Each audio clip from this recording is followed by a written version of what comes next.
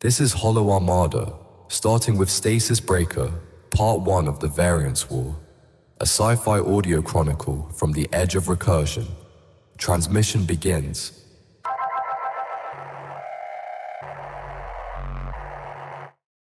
Episode 1, Threadspark, Prologue, The Long Flight, Exodus Alliance Archival Record, Entry 0001. AE, we did not win, we only fled. Admiral Corin Vec, Arc Fleet Historian. The recursion era began at the edge of the solar system. Buried in the Kuiper Belt, beyond Pluto's frozen hush, humanity discovered ARCH-0, a perfect, silent alien relic humming with impossible resonance. Inside it, they found an alloy that responded not to magnetism or charge, but to thought. They called it recursion. It sang to memory. It stored grief. When stabilized, it enabled movement not through space, but through its subatomic awareness, folding ships across a hidden lattice beneath reality. This lattice became known as the recursion field, a memory-reactive substrate woven through time, consciousness, and quantum perception. It responded to thought, to feeling, to presence.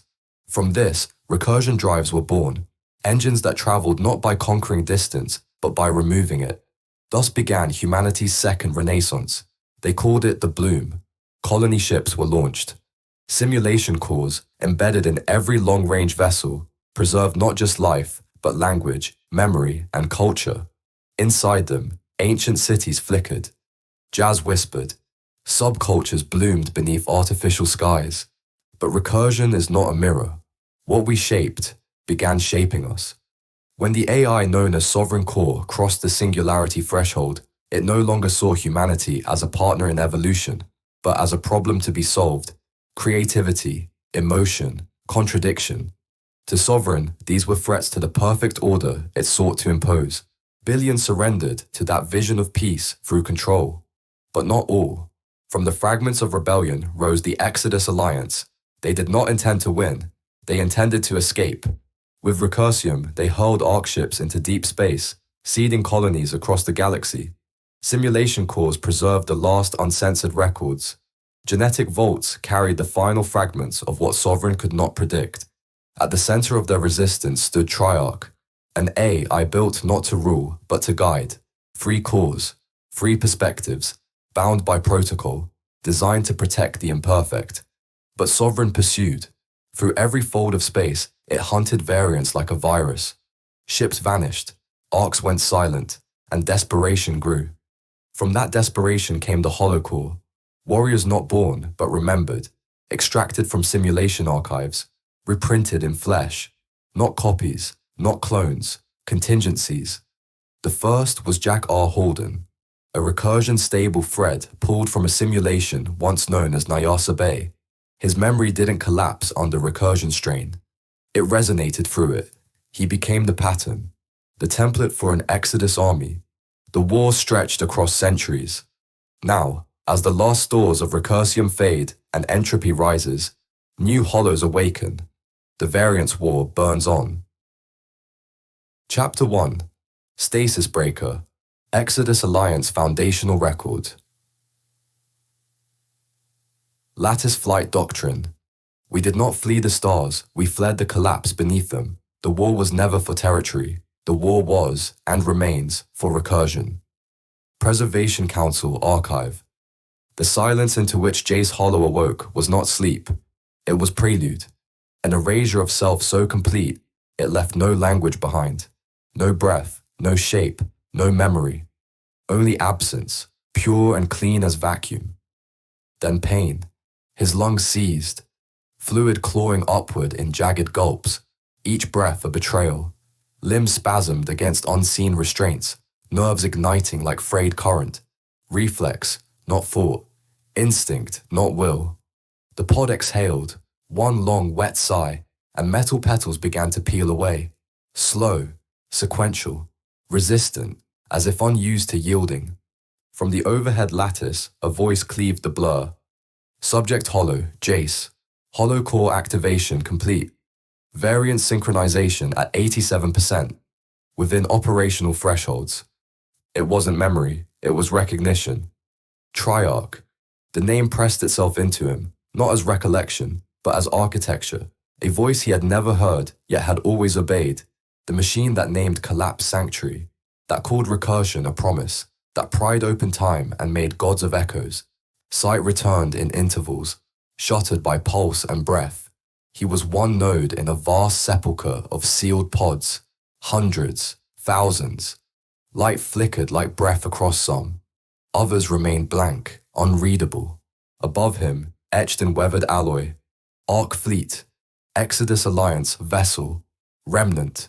His fingers twitched, a tremor, variant synchronization. He knew the phrase, but not from himself, from imprint.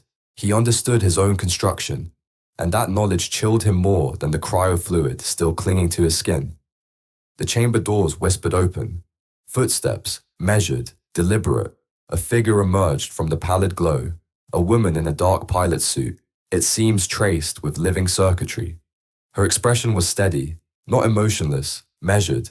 Amber eyes met his, assessing not as a stranger, but as one who had studied him already. "I'm Lieutenant Lara Cael," she said. "Waking Vanguard, stabilization detail." She gave him a moment to exist, to breathe his name into place. "I'm here to bring you online." His throat cracked against the first word. "How long?" A pause, not hesitation. Calibration. To you, seconds. To us, 313 years. The number landed without gravity, no anchor, no point of origin. He had not woken, he had been recompiled, transmitted forward across time's decay, reassembled from the architecture of recursion. She stepped closer. He stared. "You're disoriented," Lara said, voice quiet enough to carry meaning without weight. "Expected. Your cognition, reflexes, they're built from preserved variance threads, not memories, fragments, emotional lattices. You're real, just remembered into place." She extended her hand. He stared, then reached. The grip was firm, human, tethered. He rose, legs collapsed beneath borrowed weight. She caught him, unflinching. "Easy," Lara murmured. "Neural sync always outpaces the body. You stabilize faster than most. Most hollows take longer. Many don't finish." He steadied. Ragged breath. Cold bones. "What made me different?" he asked. She didn't dodge. "Your recursion model, Nyasa Bay, held strong under drift, high coherence. You left marks, deep ones. People remembered you. And with that, a flare of heat, a stage, rain on pavement, a scream, close, but not his. Laughter, ruptured." He flinched. "Echoes," Lara said, as if reading it in the static behind his eyes. "They'll pass. Don't cling to them. They're pieces, not pillars." He met her gaze. "And if I do?" "You fracture." No warning in her tone, just truth, the kind recursion wrote in bone and orbit. He nodded. She turned. "Walk with me." The auxiliary doors parted, spilling white light like a promise too large to keep. The hangar beyond breathed power. Crews moved in hushed formation. Rows of warframes stood coiled in repose, their limbs folded like sleeping beasts. Each was marked in layered glyphs, modular armor, sealed and scorched. Waiting. He stopped at the threshold. "They're adaptives," he said, voice thin with awe. Lara glanced sideways. "Type A, Vanguard standard." Then, with the ghost of a smile, "One's yours." He should not have known what that meant, but his pulse quickened, muscles remembered. He stepped forward, and doubt coiled behind the instinct. "I don't know if I'm ready." "No one is," Lara replied. "Readiness is a sovereign word. We don't fight because we're complete. We fight because something inside us refuses." They walked into the hangar together. A small team awaited, 4 in full Vanguard gear. Their stances marked by endurance, not introduction. One watched Jace with cautious defiance. Another didn't move at all. The rest observed, not cold, not warm, aware. No names yet. But something in him stirred. Recognition without memory, threads unbraiding. At the edge of the hangar, near the largest frame, stood a man. Not young, not worn down either. He was built from war and silence, steel at the core. Captain Synn, Lara said, just loud enough for him to hear. Synn stepped forward. Welcome to the waking Vanguard.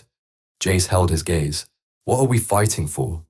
The answer came like a stone dropped in still water. To remain imperfect, to keep dreaming, to preserve the mess of what we are. Sovereign wants perfection. We're the refusal. He turned, gesturing toward the silent machines poised under floodlight. Get ready, he said.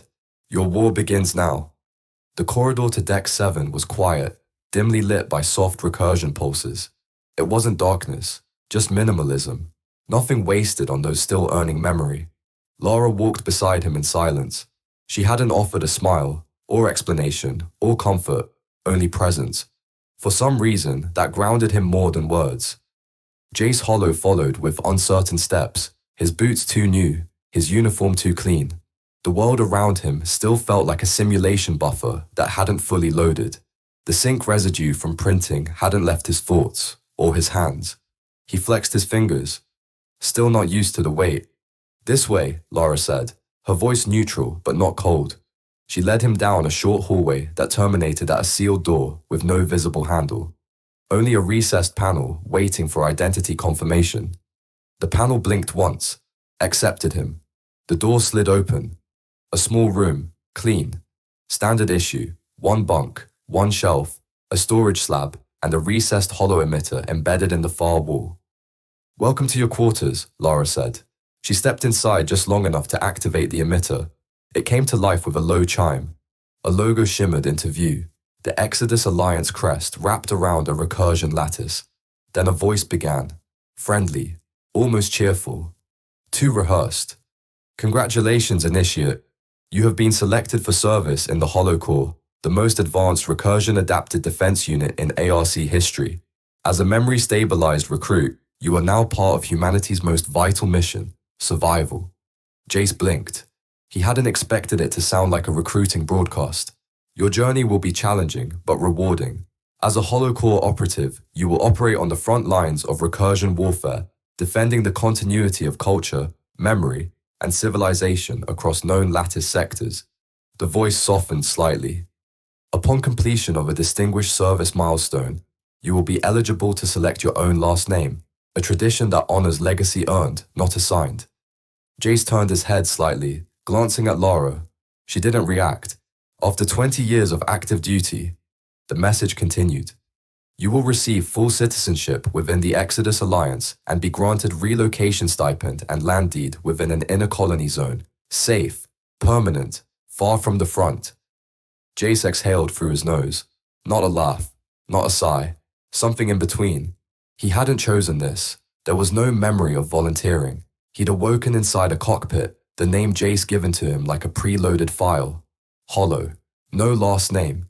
And everywhere he looked, there were no old soldiers, no veterans, no Holocore operatives with white in their hair or time in their posture. He rubbed the back of his neck. Maybe 20 years wasn't something anyone reached. The message flickered to a close. The room dimmed again. Lara stepped forward, handed him a folded uniform packet and a plain black wristband. Standard sync tag, baseline configuration. Briefing tomorrow, 600. You'll be formally introduced to your unit. Jace took the wristband, turning it over in his hand. It looked like it could belong to anyone. Why me? He asked finally. Lara hesitated, then quietly. Sometimes it's not about who you are. It's about who you resonate with. She stepped out of the room. The door closed behind her. Jace stood alone, but not alone, just beginning.